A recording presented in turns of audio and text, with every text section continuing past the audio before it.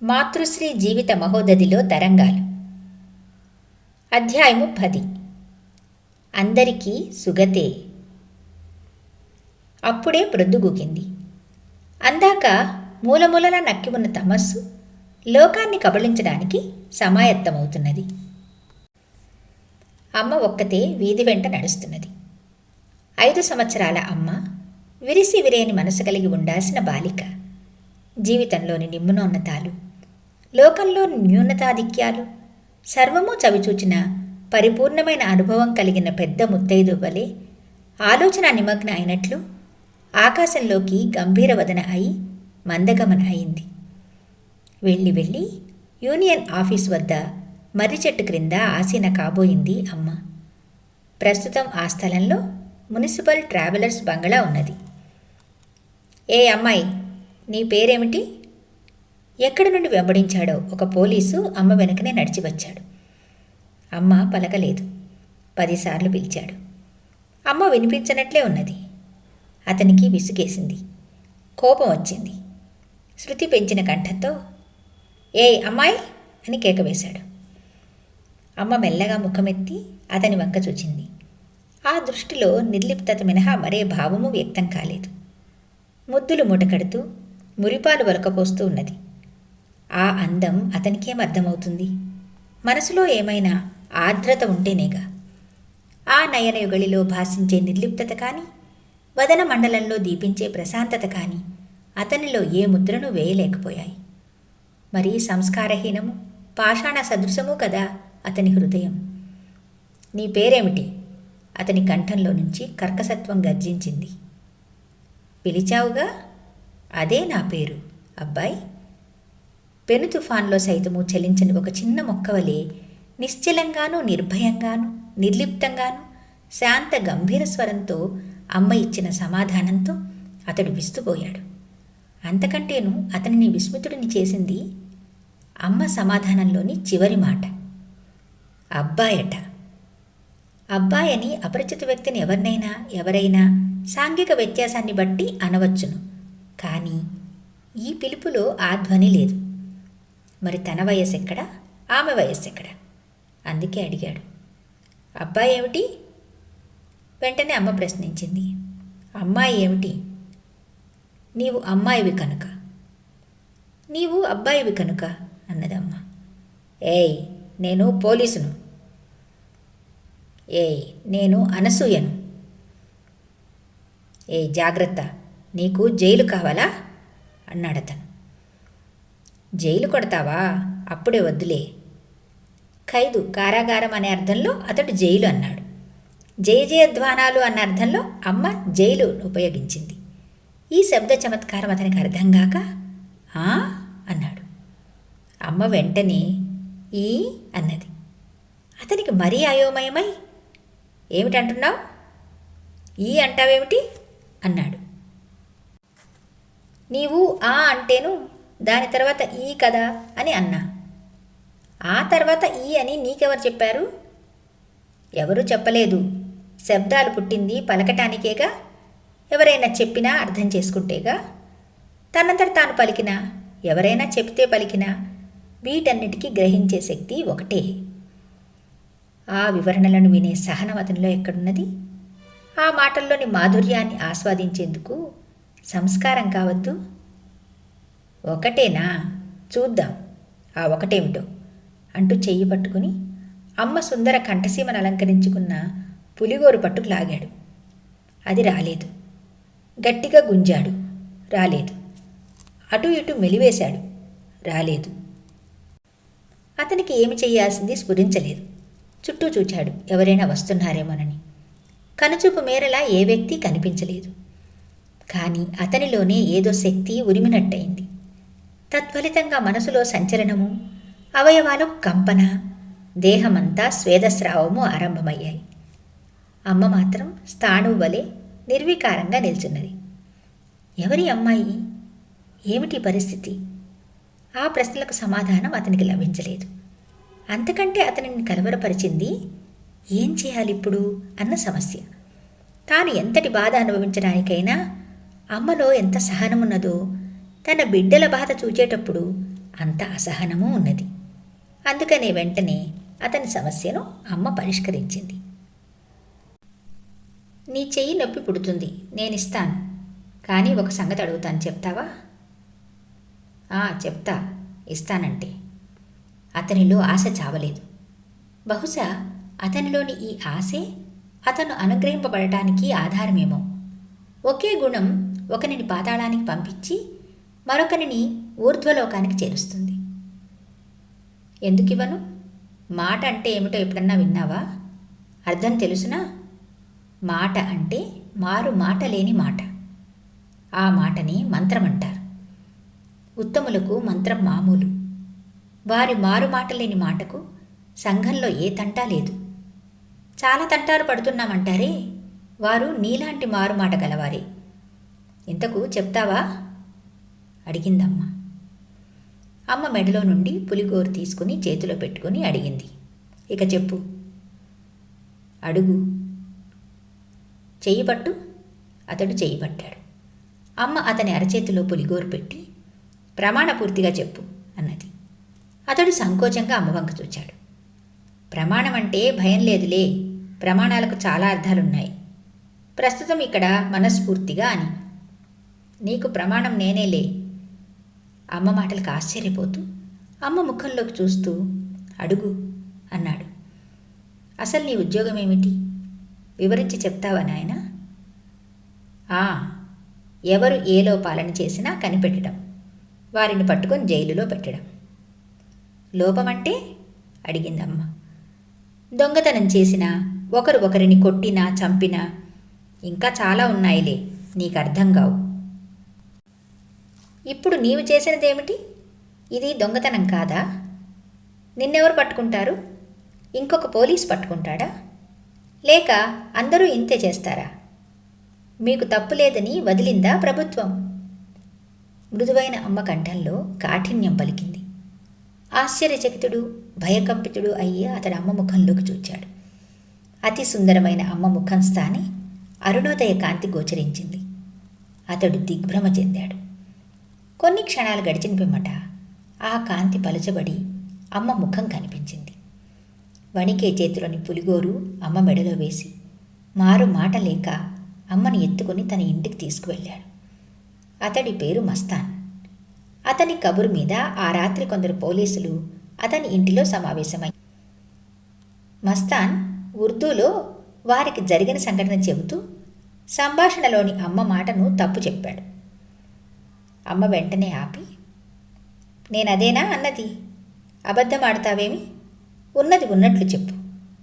కాదు కాదు, ఉన్నది ఉన్నట్లు చెప్పలేవు కూడా, జరిగింది జరిగినట్లు చెప్పు అన్నది.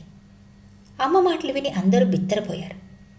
అమ్మకేదో మహత్తరమైన శక్తి ఉన్నదని భావించారు. అందులో ఒకడు, జరిగింది నీవు చెప్పమ్మా అన్నాడు. అమ్మ అన్నీ వివరించి చెప్పింది. అతడు అమ్మ మాటలను కొన్నింటినీ వ్రాసుకున్నాడు. ఇద్దరు పోలీసులు ఆ రాత్రి 12 గంటలకు అమ్మను తిరిగి తీసుకువచ్చి వారి ఇంటి వద్ద దించి వెళ్ళారు. అమ్మ ఆ రాత్రి అరుగుపైననే పడుకుని తెల్లవారి ఇంట్లోకి వెళ్ళింది. ఎవరూ పలకరించలేదు. ఎవరి పనుల మీద వారున్నారు. అమ్మ మేడ మీద ఒక గదిలో కూర్చుని ఉండగా ఉదయం 10 గంటల సమయంలో చిదంబరరావు గారు, అమ్మా అనసూయ, అన్నం తిందువుగాని రావు అని అడిగారు. ఆకలి లేదు. ఏ కలి లేదు అన్నారాయన. ఈ కలిలో నాకు ఆకలి లేదు. మనసు సునిశితము, మాటలు చురుకు అనుకుంటూ చిదంబరరావు గారు దిగిపోయారు. అమ్మ కిటికీలో గుండా క్రిందికి చూస్తూ కూర్చుండగా, అమ్మా మధుకరం అంటూ ఒక పిచ్చగాడు వచ్చి వాకిట్లో నిల్చున్నాడు. అమ్మ గబగబా దిగివచ్చి వంట మనిషి రాఘవమ్మ గారిని, ఎవరో ఒక ముసలివాడు మధుకరానికి వచ్చాడు, కొంచెం అన్నం పెడతారా అని అడిగింది. ఇది బ్రాహ్మణ గృహం, భోజనం చేస్తున్నారు, అటుపోయి రమ్మని చెప్పు. పోనీ నాకు పెడతారా? భోజనం చేస్తున్న చిదంబరరావు గారు, అమ్మాయి అన్నం అడుగుతున్నది, ఎవడో మధుకరానికి వచ్చాడు, వాడి కోసం వంక పెట్టినట్లున్నది అని చెయ్యి కడుక్కుంటూ చిదంబరరావు గారు, వంకెందుకు, ఒక ఆకులో పెట్టి ఇవ్వండి అన్నారు ఆమెతో.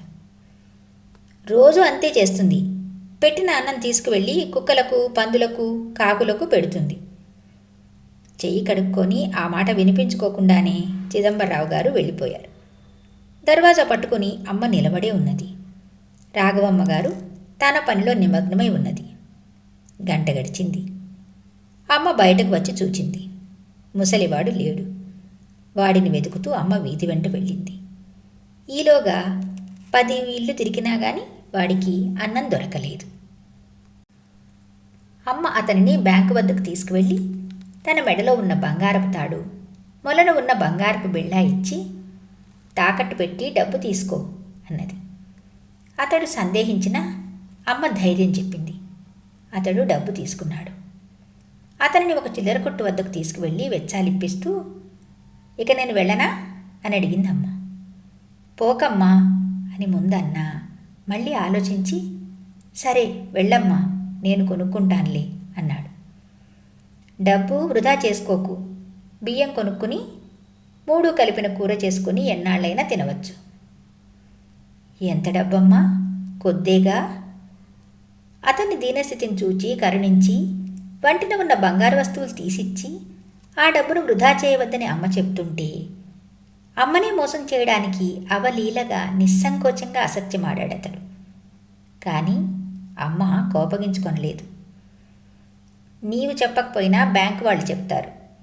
ఎంత మొత్తం ఇచ్చినది, ఇచ్చిన డబ్బుతో బియ్యము, ఉప్పు, మిరపకాయ, చింతపండు, కట్టెలు కొనుక్కో అని చెబుతూ దయాప్రపూర్ణ అయిన అమ్మ మృదువుగా అడిగింది. నీకు చేసి పెట్టడానికి ఎవరైనా ఉన్నారా? ఎవరూ లేరమ్మా. నేను వేదాంతంలో పడి భార్యను పిల్లలను వదిలేసి ఒక గురువుగారిని ఆశ్రయించాను. సరే, అవి అన్నీ రేపు చెబుదువు గానిలే, డబ్బు జాగ్రత్తగా వాడుకో. అందులో నేనేమీ మళ్ళీ తీసుకోనులే. అమ్మకు డబ్బును గురించి ఎంత జాగ్రత్త! ఆధ్యాత్మిక విషయాలలో ప్రతి చిన్న విషయం గురించి ఎంత శ్రద్ధ తీసుకుంటుందో ప్రాపంచిక వ్యవహారాలకు అంత విలువను ఇస్తుంది అమ్మ. ఆధ్యాత్మికమని ప్రాపంచికమని అమ్మకు భేదం లేదు కనుక. ముసలివాడివి, రాత్రిళ్ళు జాగ్రత్త, తేళ్లు పాములు తిరుగుతుంటాయి. అమ్మ ఇంటికి వచ్చి కొంచెంసేపు మేడ మీద కూర్చుని మళ్ళీ మర్రి చెట్టు వద్దకు బయలుదేరింది. దారిలో చిదంబరరావు గారు కనిపించి ఎక్కడికమ్మా అని అడిగారు. ఐలూరు కాంతమ్మ గారింటికి. సత్యస్వరూపిణి అయిన అమ్మ అసత్యమాడేసి చిన్నగా నవ్వుకుంటూ ముందుకు సాగింది. తొందరగా రామ్మా, మీ నాన్న మన్నవ నుంచి ఈ బండికేమైనా దిగాడా? లేదు. నీకోసం నేను వచ్చేదా, నీవే వస్తావా అడిగారు చిదంబరరావు గారు. నా కోసం మీరేమీ మానుకోవద్దు, నాకు అవసరమైతే నేనే వస్తాను. అమ్మ మర్రి చెట్టు క్రిందకు వెళ్ళింది. అంతకుముందే పోలీసులు 2 అక్కడికి వచ్చి ఉన్నారు. ఆ రెండో పోలీసు పేరు అంకదాసు. వారిరువురు రోజు అమ్మను ఆ మర్రి చెట్టు క్రిందనో రైల్వే స్టేషన్కు అవతలగా ఉన్న అద్దంకి వారి తోటలోనూ కలుసుకునేవారు. వారికి మొదట అమ్మ చెప్పిన మాట మారు మాట లేని మాట మంత్రమైంది.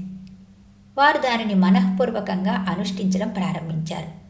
అంటే వృత్తి ధర్మాన్ని నిష్టగా అనుసరించి నిశ్చయించుకున్నారు. ఒక రోజున మస్తాను, అమ్మా, ఈ వచ్చిరాని మాటలతో మాకు నీతి నిజాయితీ వ్యక్తపరిచి ధర్మం బోధించి మమ్మల్ని తరింపజేయడానికి వచ్చావా అమ్మా అన్నాడు. అంటూ వివసుడై గద్గద కంఠంతో, నాకు సమయం వచ్చే నా మనసు నీ మెడలోని పులిగోరు మీదకు పోయింది. ఆ నీతి నిజాయితీయే దేవుడు అన్నదమ్మ. ఆ పోలీసులిద్దరూ ఆశ్చర్యంగా అమ్మ వంక చూచారు. అవును, అమ్మ స్థిరపరిచింది. మేము తప్పక దేవుని ఆరాధిస్తాం. వారిద్దరూ అమ్మ పాదాలు తాకి ప్రమాణం చేశారు. ఆ రాత్రి వారిద్దరూ 9 గంటల సమయంలో అమ్మను ఇంటి వద్ద దించి పరవశమైన మనసులతోనూ పులకెత్తిన శరీరాలతోనూ ఇళ్లకు వెళ్ళారు. అమ్మ ఇంటికి వచ్చేటప్పటికీ చిదంబరరావు గారు భాగవత పఠనం చేస్తూ అమ్మ రాకను గమనించలేదు. అమ్మ సరాసరి మేడ మీదకు వెళ్ళి తాటాకు చాప మీద పడుకున్నది. రాత్రి 10 గంటలకు చిదంబరరావు గారు మేడ మీదకు వచ్చి దీపం ముందు బాదమాకులు పోసుకొని విస్తళ్ళు కుట్టడం ప్రారంభించారు. అంతలో అమ్మ లేచి వచ్చి ఆకుల తొడిమలు తీసి అందిస్తూ ఉండగా అమ్మను తేలు కుట్టింది. చిదంబరరావు గారు గబగబా లేచి తేలును వెతికారు. ఆకులలో కనిపించింది. తాతగారు, తేలు నాకు కనబడలేదేమి అని అమ్మ అడిగింది.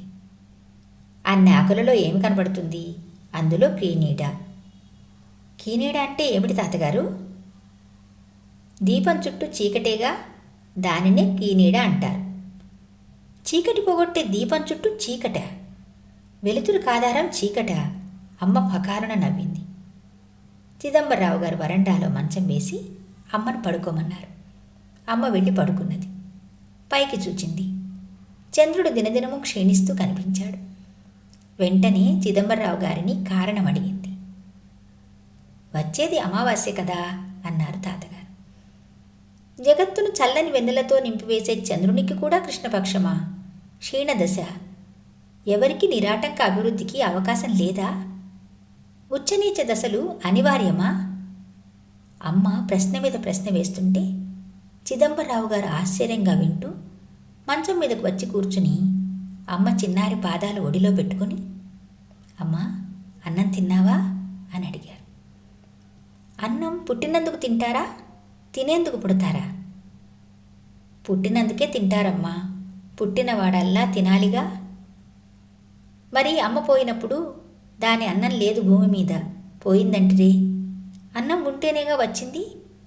అన్నం ఉండడం అంటే ఎక్కడ నుండి తెచ్చుకుంటుంది?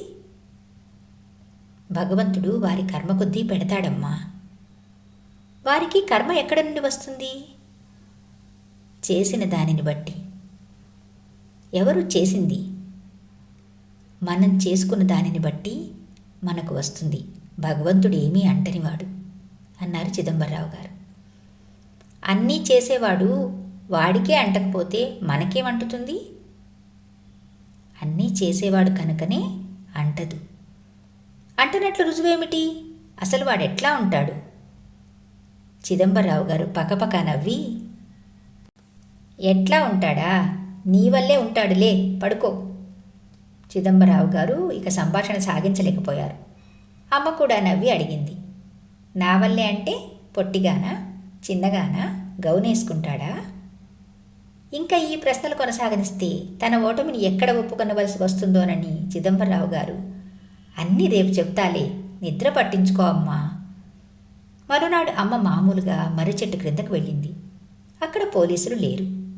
అద్దంకి వారి తోటకు బయలుదేరింది. దారిలో వారిద్దరూ కలిశారు. తోటలోకి వెళ్ళగానే మస్తాన్ తన పై ఉత్తరీయం తీసి నేలపై పరిచాడు. అమ్మ కూర్చున్నది. మస్తాన్ మహమ్మదీ ఆచారంలో నమస్కారం చేశాడు. అంకదాసు సాష్టాంగ నమస్కారం చేశాడు. వారు తెచ్చిన పంచదార బూందీ అమ్మ చేతిలో పెట్టారు. అమ్మ పొట్లాలు విప్పదీసింది.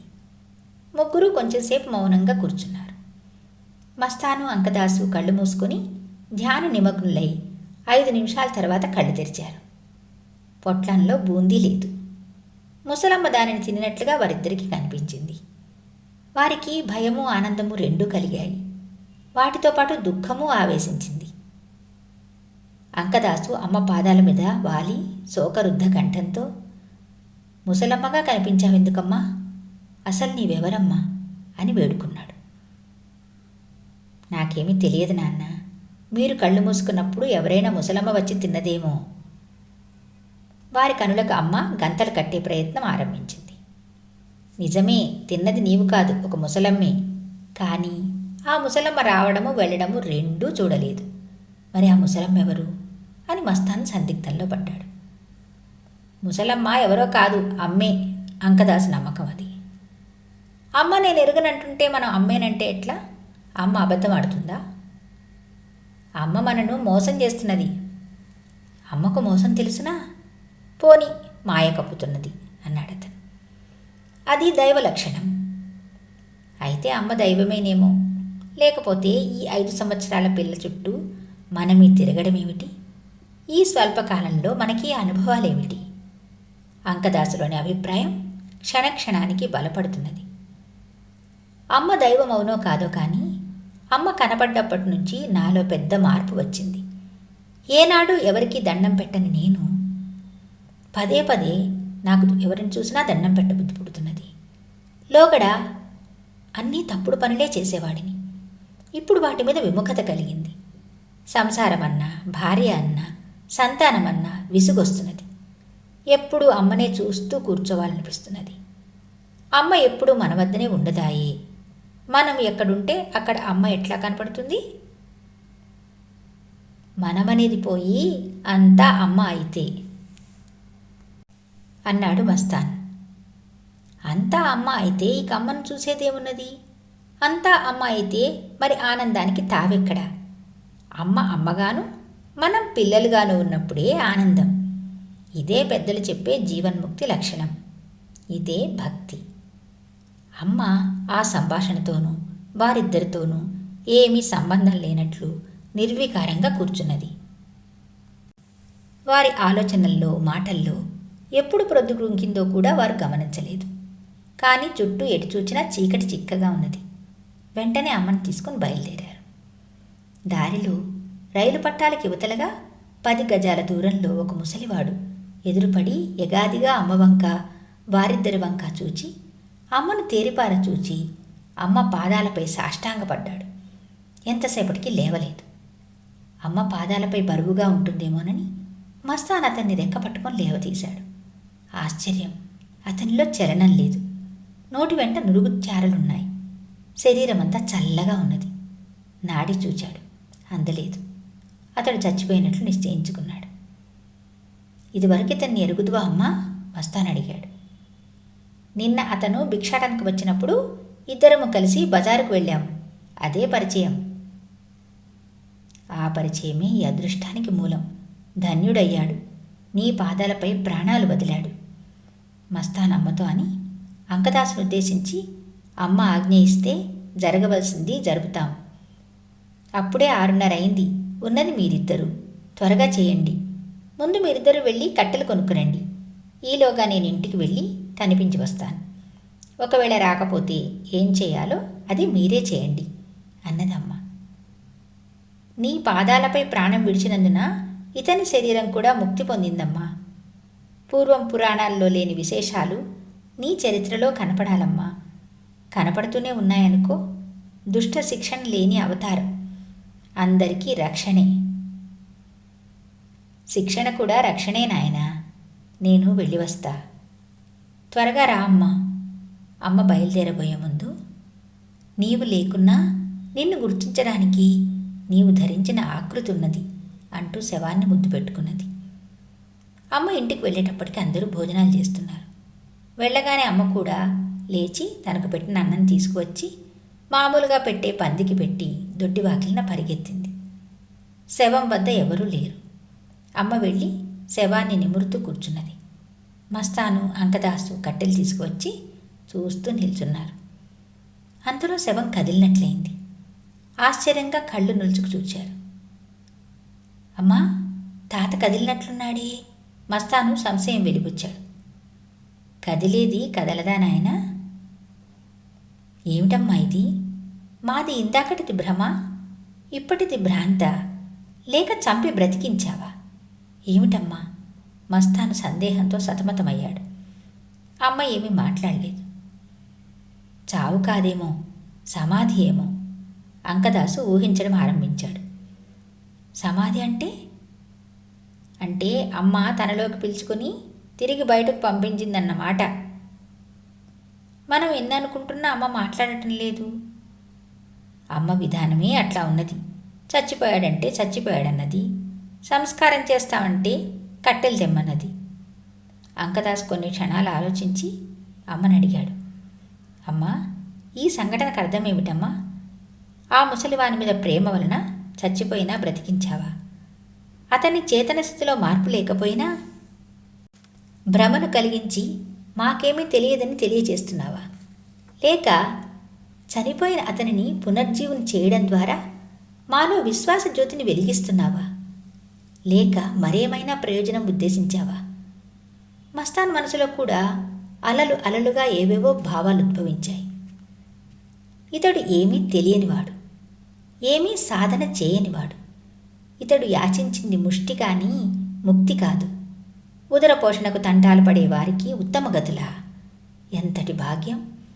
భాగ్యం అన్న పదం ఎందుకు తగదు, మరేమనాలి? ఏమో ఏమో. మస్తాన్ మాటలు అంకదాసు చెవి దూరలేదు. అతడు మరో లోకంలో ఉన్నాడు. అతని దృష్టి అమ్మ వంకనే కాని అతడు అవలోకించింది కొండలు, కోనలు, అడవులు, అంబోధులు, నదులు, నిధులు, మనుషులు, జంతువులు, పక్షులు, పురుగులు, ఎన్నెన్నో. అతని శరీరం జలధరించింది. మనస్సు వివశమైంది. క్రమేణా దృశ్యం అదృశ్యమైంది. మనసు మామూలై ఆలోచన ఆరంభమైంది. కృష్ణుడు యశోదకు చూపిన దృశ్యం స్మృతిలో మెదిలింది. ఆ కృష్ణుడే ఈ అమ్మ అన్న ప్రశ్న అతని మనసులోనిదైనా నిజమేనా అమ్మా, నిజమేనా అని పెద్దగా అరిచాడు. అమ్మ ఎప్పుడు చెప్పింది కనుక ఈసారి మాత్రం చెబుతుంది. అతడే మళ్ళీ నీవెవరో చెప్పమ్మా, ఎరుక చెయ్యమ్మా అని అరిచి ఎరుకయింది. ఆ ఎరుకే నీవు. ఆనాటి కృష్ణుడే ఈనాటి అమ్మ. అవతారాలు వేరు కావచ్చు కానీ శక్తి ఒకటే, లక్షణాలు ఒకటే, సందర్భాలు సంఘటనలు భిన్నం కావచ్చు కానీ ప్రయోజనం ఒకటే. కొన్ని క్షణాలు మౌనంగా ఉండి ఆలోచనలో మునిగిపోయి ఒక సుదీర్ఘమైన నిశ్వాసం వదిలి, దయామయ్యి, ఈ అల్పునిపై ఇంత కరుణ ఎందుకమ్మా? నేను చాలా దుర్మార్గుడినమ్మా. నేనేనాడు భగవంతుని పూజించలేదు, దైవచింతనైనా లేదు, భక్తి అంటే ఏమిటో తెలీదు. మరి నాపై అవ్యాజమైన ఈ దయామృత వర్షం ఏమిటమ్మా? ఈ అద్భుత దర్శనం ఏమిటమ్మా? భక్తి లేని వారికైనా ముక్తి ఉన్నదని చెబుతున్నావా? యోగ్యత అయోగ్యతల ప్రసక్తి లేదని నీ భావమా? పతితులు పరమ దుర్మార్గులు కూడా పరుసవేది లాంటి నీ దివ్య స్పర్శలో పావనులవుతారా? ఏమమ్మా, మాట్లాడవేమమ్మా, పలుకవమ్మా అని అమ్మను ప్రార్థిస్తూ ప్రశ్నిస్తూ ప్రాధేయపడ్డాడు. అంకదాసు మాటలు వింటూ ఉన్నాడు.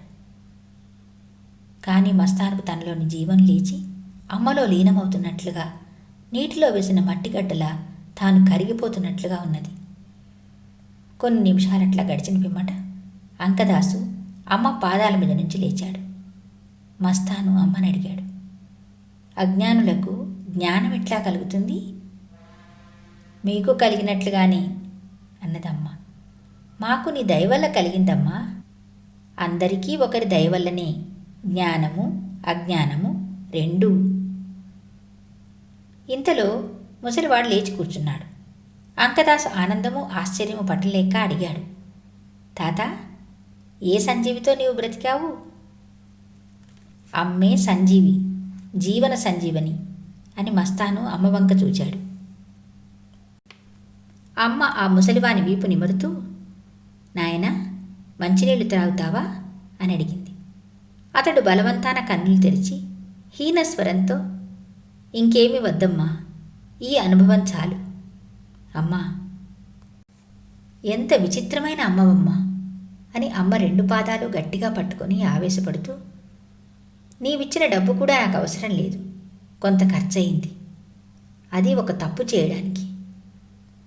తప్పు చేశావా? నీకు తెలియదా అమ్మా? అందుకే ఇచ్చి వచ్చావుగా. త్రాగి మాంసం తినాలని కొనుక్కున్నానమ్మా, చేసుకోవటం చేతకాక పారవేసుకున్నాను. నాయనా, నా దగ్గరకు తెచ్చుకోలేకపోయావా? చేసి పెట్టేదాన్ని. పచ్చిది కూడా తినవచ్చు కదా, ఎందుకు పారవేసుకున్నావు? నాకు తెచ్చిపెట్టకపోయావా? నేను తినేదాన్ని అని అమ్మ అంటూ ఉండగానే అమ్మ చేతిలో కనిపించిన మాంసపు ముక్కను చూచి ఉలిక్కిపడి అంకదాస్ మీద పడ్డాడు. అంకదాస్ అతన్ని పట్టుకొని కూర్చోబెట్టి, ఎవరి అనుభవం వారిది, ఒకరికి ఇచ్చిన అనుభవం మరొకరికి ఇవ్వదు, ఎదురుగుండా ఉన్నా మనకి ఏమీ కనిపించదు అని మస్తానుతో ఆ ముసలివాన్ని ఉద్దేశించి, తాత, అసలు ఏం జరిగింది అని అడిగాడు. చీకట్లో వస్తుంటే దారిలో త్రాచుకోం కాటేసింది. మంత్రం వేయించుకుందామని చెప్పి స్టేషన్కు పోదామనుకుంటూ ఉండగా అమ్మ ఫలానా చోట ఉన్నదని వినిపించింది. ఇక్కడకు బయలుదేరాను. దీపం చూస్తే ప్రమాదమని చీకట్లో దారి కనిపించకును యాతన పడుతుంటే దీపం లేకనే దారి కనిపించింది. సరాసరి అమ్మ వద్దకు వచ్చాను. ఆ తర్వాత మీకు తెలుసు. అసలు ఇందుకు మొదలెక్కడ దాదా? నిన్ననే అమ్మ దర్శనమైంది, దయ చూపింది. కానీ నేనే పాపిష్టివాణ్ణి, పాడు పని చేశాను. అదీగాక అప్పుడే అమ్మ హెచ్చరించింది పాము కరుస్తుందని. కానీ నేను నమ్మలేదు. రాత్రి నేను చనిపోయినట్లును అమ్మ బ్రతికించినట్లును కలవచ్చింది. అప్పుడు నేను అమ్మను అర్థం చేసుకోలేదు. కానీ మూఢుణ్ణి అమ్మ కరుణించింది. అమ్మకు ప్రేమించడము కరుణించడము సహజం, కానీ మన అర్హతను బట్టి కాదని ఇప్పుడే తెలుసుకున్నాను. ఆ ముసలివాని కథను వ్యధను వింటున్న మస్తానుకు తన గత జీవితం యావత్తు ఒక్కసారి వచ్చి కళ్ళ ముందు నిల్చున్నది. దుఃఖం పొంగి పొరలింది. ఆవేశం అణచుకోలేదు. నీవే అట్లా అనుకుంటే ఎట్లా? నీవు మంచి పనులు చేయకపోయినా చెడ్డ పనులు చేసి ఉండవు. నేను చేసినవన్నీ పాపాలే. చేసుకున్న భార్యను అగచాట్ల పాలు చేశాను. తమ్ములకు అన్యాయం చేశాను. మరి నేను ఏమి పుణ్యం చేశానని అమ్మ నాకు కనిపించింది. నేనేమి భక్తుడనని అమ్మ నన్ను కరుణించింది. అమ్మకు మన మంచి చెడ్డలతో నిమిత్తం లేదన్నమాట. అదీగాక అన్నీ అమ్మే చేయిస్తున్నప్పుడు ఇక మనం చేసే పాపమేమున్నది? ఒకవేళ మనం పాపం చేసినా అమ్మ దర్శనమైన తర్వాత దానికి స్థానమేది? సూర్యోదయమైన తర్వాత చీకటి ఉంటుందా? శోకోధృతం వలన భావావేశం వలన మస్తాను కంఠం రుద్ధమైంది. సజల నయనాలతో ప్రక్క నిల్చున్న అంకదాసు పెద్దగా లీలావతి లీలావతి అని కేకలు వేశాడు. నా పేరు అనసూయ నాయనా. లోకంలో మరి ఇన్ని పేర్లు ఉండగా ఆ పేరునే నీవు ఎందుకు కోరుకున్నావమ్మా? ఆ పేరుకు అర్థమేమిటమ్మా? అమ్మ ఏమి చెప్తుందోనని ముగ్గురు అమ్మ వంక చూస్తూ ఉన్నారు. తెల్ల చీర కట్టుకుని తెల్ల రవిక తొడుక్కుని సొమ్ములు ముఖాన బొట్టు లేకుండా తల విరబోసుకొని పద్మాసనం వేసుకుని అమ్మ కనిపించింది. రాగద్వేషాసూయలను పారద్రోలేదే అనసూయ. అదే అనసూయత్వం. ఈ అనసూయ తత్వం అంకదాసుకు అర్థం కాక మళ్ళీ అడిగాడు. ఇంటికి వెళ్ళిన తర్వాత తాను చెబుతానన్నాడు మస్తాను. అమ్మనే చెప్పనీయవోయ్. నీవు చెప్పినా ఇట్లా ఉండదు. ఆ ధ్వని మధురం. ఆ తత్వమే అమ్మ అయి వివరిస్తుంది కనుక అర్థం కావటం సులభం. ఈ వివరణ చాలా అందంగానూ ఆనందంగానూ ఉన్నదమ్మా అని మస్తాన్ అంటూ ఉండగా ఆ ముసలివాడు అమ్మోయ్ అని అరిచాడు. ఏమిటి అన్నది అమ్మ నెమ్మదిగా. పాము పాము నిన్ను చుట్టేస్తున్నది, కరుస్తుంది కరుస్తుంది అని గాబరాగా అరిచాడు. భయం వలన మనసు చెడిపోయిందని వారిద్దరూ భావించారు. తాతకు ముందు పాము అమ్మను చుట్టేస్తున్నట్లు, తర్వాత అమ్మ పాము రూపంగా మారిపోయినట్లును కనపడ్డది. ముఖం మాత్రం మామూలుగానే ఉన్నది. వెంటనే అతనికి భయం తగ్గి భక్తి కలిగి, నీవు సాక్షాత్తు దైవానివేనమ్మా అన్నాడు. ఆ మాటలు విన్న అంకదాసు మస్తానుతో అన్నాడు, అతడు ఏం చూస్తున్నాడో మనకు కనపడటం లేదు. నీకు కలిగిన అనుభవాలు నాకు లేవు, నా అనుభవాలు నీకు లేవు. మొదటి రోజున అమ్మ వయస్సుకు మించిన చురుకుగా కనిపించింది. ఆ మరు రోజున అసాధారణ వ్యక్తి అనిపించింది. క్రమేణా దైవత్వం ప్రస్ఫుటమైంది. ఇంతకు నేననేదేమిటంటే, అమ్మ దగ్గరకు తలా ఒక కారణంతో చేరినా అనుభవాలు వేరైనా ఫలితం ఒకటే. మనం చూడకపోయినా భావి ప్రపంచం అమ్మ దివ్యలీలలు పూర్తిగా చూడగలుగుతుంది. లోకంలో ప్రతి ఒక్కడూ అమ్మను దైవంగా గుర్తించి తరించాలని నా ఆశయం అని కోరుకున్న మస్తానుతో అంకదాస్ అన్నాడు. అమ్మ అనుకుంటే ఎందుకు కాదు?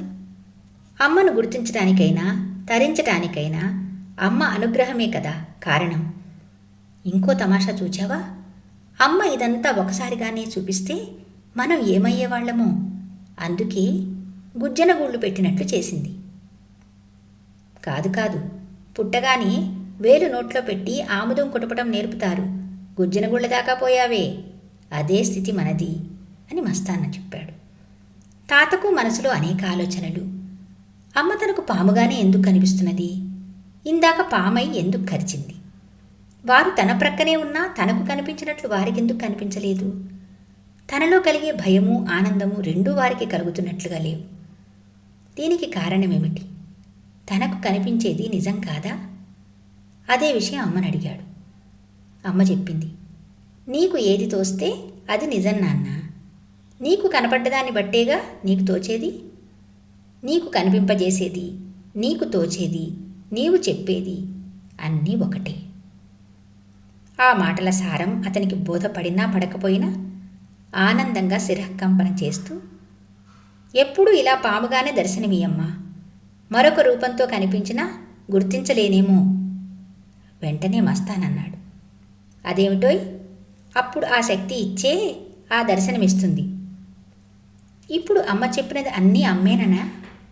చెప్పేది, చేసేది, చూసేది అన్నీ అమ్మేననా అని అంకదాసు అడిగాడు.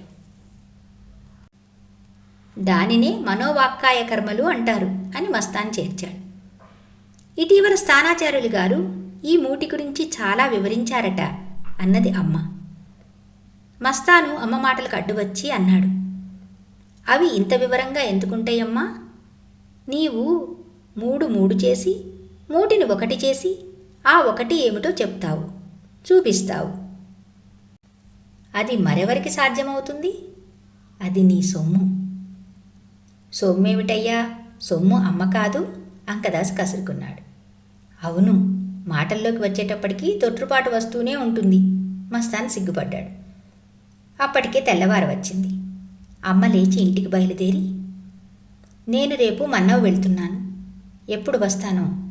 నేను ఎక్కడ ఉన్నా మీ అమ్మ మీకే ఉన్నది. తాతను చేయి పట్టుకొనండి అన్నది. ఇకను కనపడవా అమ్మా? అంకదాసు బాహురుమన్నాడు. ఏడుపెందుకు? ఎక్కడున్నా అమ్మ ఉన్నదిగా మస్తాన్ ధైర్యం చెప్పాడు. అంతటా ఉన్న అమ్మ వెళ్ళి వస్తానంటున్నది. రూపం పరిమితం గాని శక్తి అనంతం. మస్తాను ఆ మాట అంటుండగాని ఒక్కసారిగా అన్ని దిక్కులు అరుణోదయ కాంతితో వెలిగిపోయాయి. దీనినే జీవన్ముక్తి అంటారు. అంటే జీవముండగానే ముక్తి పొందడం అని అంకదాసు వివరణ ప్రారంభించబోతుంటే, దీని వివరణ చెప్పేది కాదు, అనుభవించేది. ఈ అనుభవం ఎన్ని శాస్త్రాలు చదివితే కలుగుతుంది? మనం అనుభవించేదే నోటితో చెప్పలేకపోతున్నాం కదా. చెప్పేది అనుభవం, తనలో ఉద్భవించేది అనుభవం అని చెబుతూ అమ్మ బయలుదేరింది. తాత దీనవదనుడే అడిగాడు, ఇంతకు నా గతి ఏమిటి అని. వాళ్ల గతే నీ గతి, అందరికీ సుగతే. అమ్మ ఇచ్చిన హామీ విని వారు హర్షపులకితగాత్రులయ్యారు. వెంటనే మస్తాను జేబులోని కలము కాగితము తీసుకొని అందరికీ సుగతి అని వ్రాసుకున్నాడు. అమ్మ ఆ మాట అంటుండగా అంకదాసుకు ఒక దృశ్యం కనిపించింది. అందులో అమ్మ అందరినీ ఒడిలో వేసుకుంటున్నట్టుగా ఉన్నది. ఆ దృశ్యం అంకదాసు మస్తానుకు వివరించాడు. అత్యల్ప వ్యవధిలో అనేక అద్భుతాలు చూసిన మస్తాను అందుకేమీ విస్తుపోక అన్నాడు, ఆశ్చర్యమేమున్నది? వడేసిలాగి ఒడిలో వేసుకుంటుంది.